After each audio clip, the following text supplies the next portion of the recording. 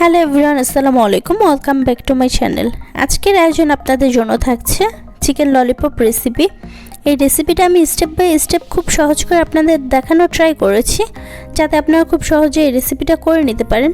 আর আশা করছি আপনাদের অনেক বেশি ভালো লাগবে। আর আপনাদের যদি আমার এই রেসিপিটা ভালো লাগে তাহলে রেসিপির নিচে একটা লাইক দিয়ে দিবেন। আর নতুন নতুন রেসিপি পেতে আমার চ্যানেলটা প্লিজ সাবস্ক্রাইব করে পাশে থাকা ছোট্ট বেল আইকনটি প্রেস করে দিবেন। এখানে আমি চিকেনের উইংস নিয়েছি আর সেটাকে আমি কেটে দুই ভাগ করে নিয়েছি।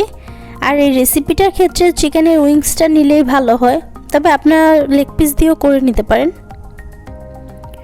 এখন এটাকে আমি ললিপপের শেপ দিয়ে নেব, সেই জন্য আমি উপর দিক থেকে কেটে ঘুরিয়ে ঘুরিয়ে মাংসটা আলাদা করে নিচ্ছি হাড় থেকে। আপনারা দেখতেই পাচ্ছেন এটা আমি কিভাবে করছি। এরপর হাত দিয়ে নিচের দিকে একটু ফোল্ড করে নিলেই খুব সুন্দরভাবে ললিপপের শেপটা হয়ে যাবে। এটা দেখতেই পাচ্ছেন, এটা খুব ইজিলি করা যায়। এখন এভাবে আমি সবগুলো করে নিয়েছি। এর মধ্যে দিয়ে দিচ্ছি হাফ চা চামচ গোলমরিচ গুঁড়া, পরিমাণ মতো লবণ,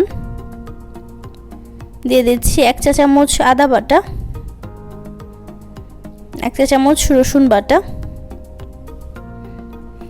এখন আমি মাংসের সাথে সব মশলাগুলো খুব ভালোভাবে মাখিয়ে নিচ্ছি।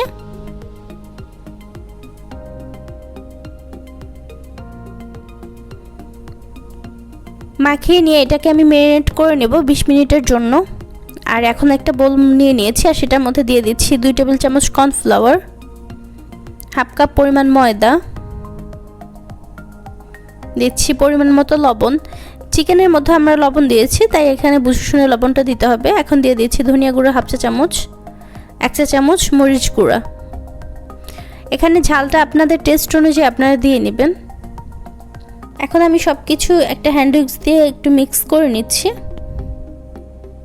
এখন একটা ব্যাটার করে নেব অল্প অল্প করে পানি দিয়ে।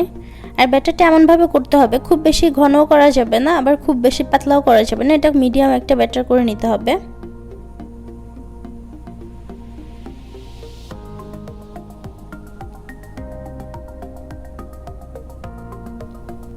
ব্যাটারটা আমার রেডি হয়ে গিয়েছে আর এটা ঘনত্ব দেখে বুঝতে পারছেন কি রকম হবে। এখন আমি ললিগুলো এটার মধ্যে ডিপ করে নিচ্ছি, আর যাতে হাড়টা কোনোভাবেই ব্যাটারের সাথে লেগে না যায় সেই দিকে খেয়াল রাখতে হবে। এখন আমি এটাকে তেল গরম করে সেটার মধ্যে দিয়ে দিচ্ছি। আর এখানে খুব বেশি করে ললি দিতে যাবেন না, যাতে একটু স্পেস থাকে সেভাবে ললিপপগুলো ভেজে নেবেন।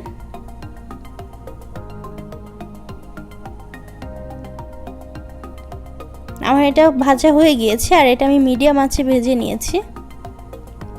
আর এটা সম্পূর্ণ ভাজা হতে 10-12 মিনিট সময় লাগে, আর এর চেয়ে খুব বেশি সময় ভাজার দরকার নেই, তাহলে ভিতরটা ড্রাই হয়ে যাবে।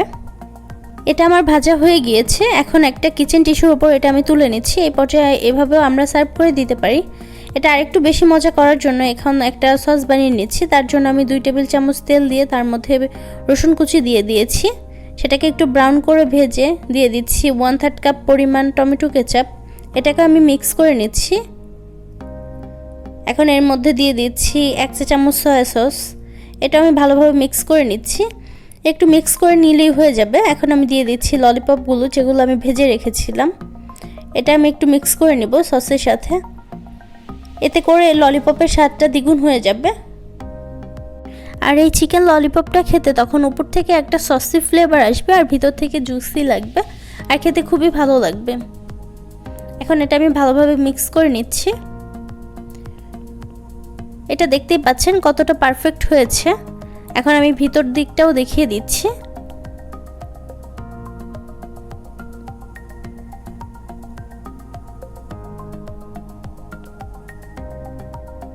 এটা ভিতরের দিকটাও খুব ভালোভাবে কুক হয়ে গিয়েছে, দেখতেই পাচ্ছেন। আমার এই রেসিপিটা যদি আপনাদের ভালো লাগে আর বাসায় ট্রাই করেন তাহলে আমাকে কমেন্টস করে জানাবেন আপনাদের কেমন লেগেছে। আর আমার এই সম্পূর্ণ ভিডিও দেখার জন্য আপনাদের অনেক অনেক ধন্যবাদ। আল্লাহ হাফেজ।